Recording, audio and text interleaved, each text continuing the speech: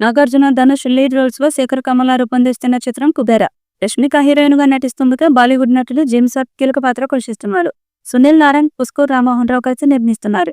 June 20న Telugu, తమిళ, కన్నడ, మలయాళ, హిందీ భాషలలో cinema విడుదల కానుంది.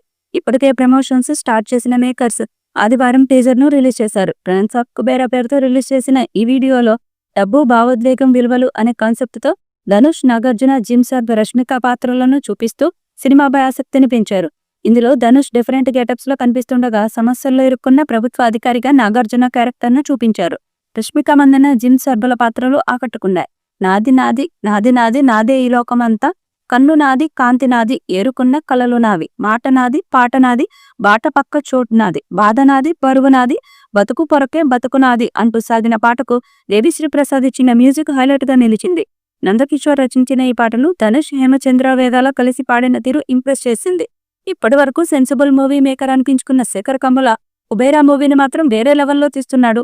ప్లాన్స్ ఆఫ్ కుబేరా టీజర్ కి అదిరిపోయే రెస్పాన్స్ వస్తుంది. ఇకపై శేఖర్ కమలను సెన్సేషనల్ డైరెక్టర్ అని పిలుచుకోవడం ఖాయమనిపించేలా ఉంది.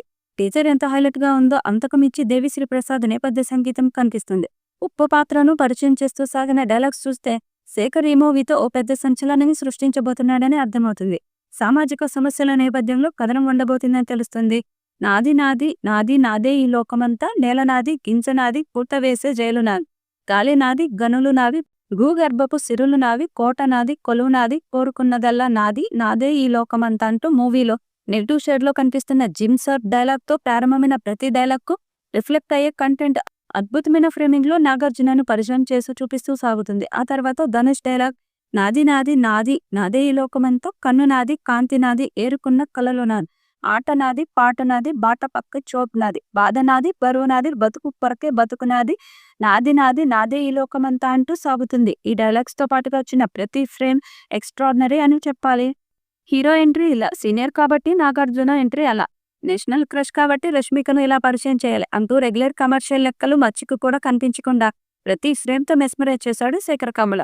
అయితే కంటెంట్ పరంగా చూస్తే తనకంటే బలవంతుడైన ప్రత్యర్థిని ఎదుర్కోవడానికి తిండికి టికానా లేని బిచ్చగాడు లాంటి ధనుష్ ని చేరదీసి తన స్థానంలో నిలబెట్టేలాంటి పాత్రలో నాగార్జున కనిపిస్తున్నాడు.